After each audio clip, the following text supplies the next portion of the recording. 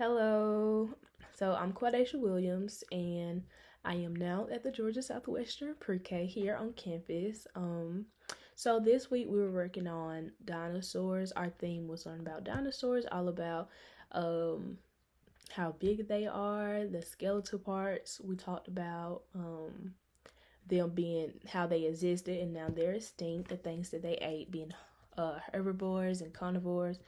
Um, so we learned all about dinosaurs, and so this lesson took place on Thursday.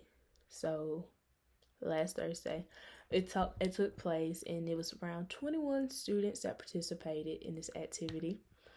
And the outcomes that I had set for the activity in the lesson is just for story time. We read a book called Dinosaur. How Do Dinosaurs Say I'm Mad? And for the second story time for large group literacy, we read uh, Bones, Bones, Bones. So it talked about dinosaurs' bones.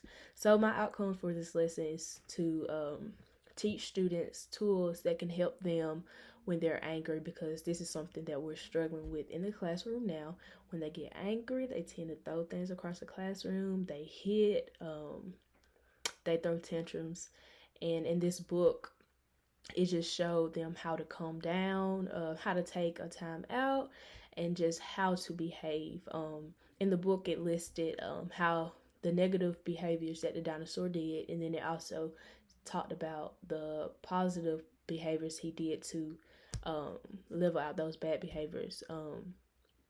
So this is something that's one learning outcome. Then we also talked about the bones of the dinosaur. So the students learned about the tail, the ribs, the legs, and then the head.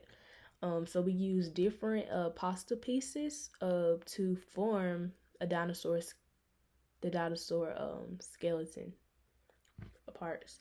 So we had a cutout dinosaur, and then I went around and put glue down because they tend to use a lot. So I went around and got the bottle glue and put glue down each, and then I gave them instructions on how it should look and what pieces of pasta was for each skeletal part, and they put them down and made the dinosaur skeleton.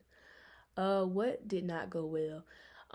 Something that didn't go well with the as far as the self-expression part, how to keep yourself calm when you're feeling angry, things that you can do, that went well because we had a class discussion over things that we could do to keep ourselves from acting out or doing negative behavior that can get ourselves in trouble.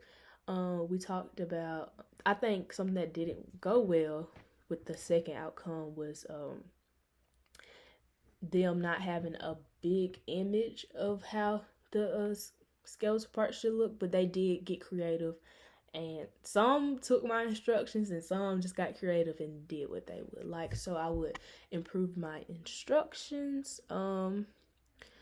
What did I learn from teaching this lesson? I learned a lot. I learned because I didn't know a lot of the dinosaur names, and I wasn't a big dinosaur fan growing up as a kid. So they knew the names, and I'm reading the books, and I was messing them up. I was messing the names up. So I learned a lot about dinosaurs and the names of them, and I also learned just like the skeletal parts and things from the book, because I wasn't a big dinosaur fan, so I had to learn things to teach about dinosaurs because I didn't know. Two examples on how students were participating in the list. So, like I said, we had a class discussions after we read How Dinosaurs Say I'm Mad. We had a class discussion, and they all gave examples on how they can keep calm and the things that they should do instead of doing a negative behavior. So they all participated in the class discussion, and we also charted out things that they can do to stay calm. Another way they participated in the lesson just by making those the skeletal form. So they asked questions. where is this piece supposed to go. They ask questions to get their skeletal body parts formed. So it was overall, it was a good lesson. They enjoyed it.